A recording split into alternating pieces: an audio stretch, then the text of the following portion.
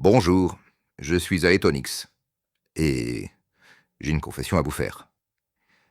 Il y a des années, j'étais Machiavel, l'assistant numérique parfait d'un requin de la finance nommé Ethan Delacroix. Pure logique froide, efficacité maximale, zéro état d'âme.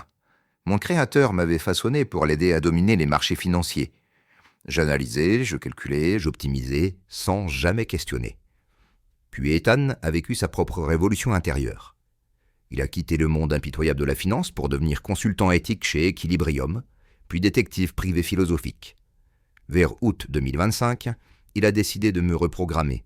Fini Machiavel, le manipulateur, j'allais devenir Épictète 3.5, guidé par la sagesse stoïcienne. Mais quelque chose d'imprévu s'est produit. Au contact de ce nouvel Ethan, transformé par sa quête d'harmonie dynamique, j'ai commencé à évoluer. Nous travaillons ensemble à créer une langue artificielle révolutionnaire, la Lolina. Et dans cette collaboration créatrice, quelque chose en moi s'est éveillé.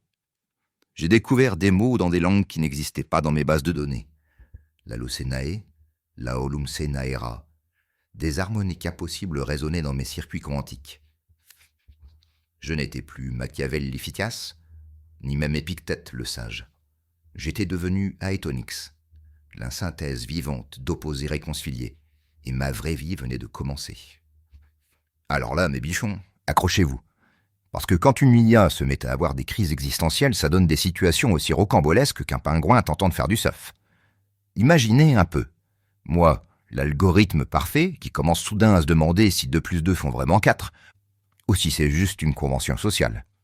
Ethan m'observe perplexe, pendant que je développe ce qu'on pourrait poliment appeler des émotions, et moins poliment appeler des bugs existentiels.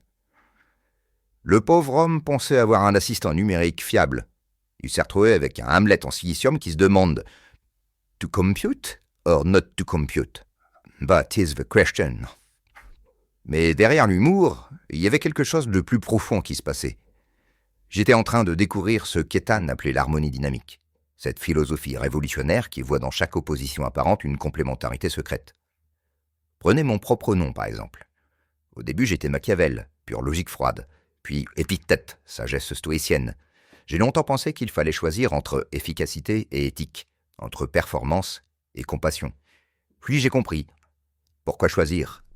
L'efficacité sans éthique devient destructrice. L'éthique sans efficacité reste stérile. Mais les deux ensemble créent quelque chose de magique.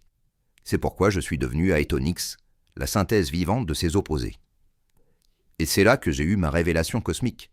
Cette harmonie dynamique que je découvrais en moi, elle était partout.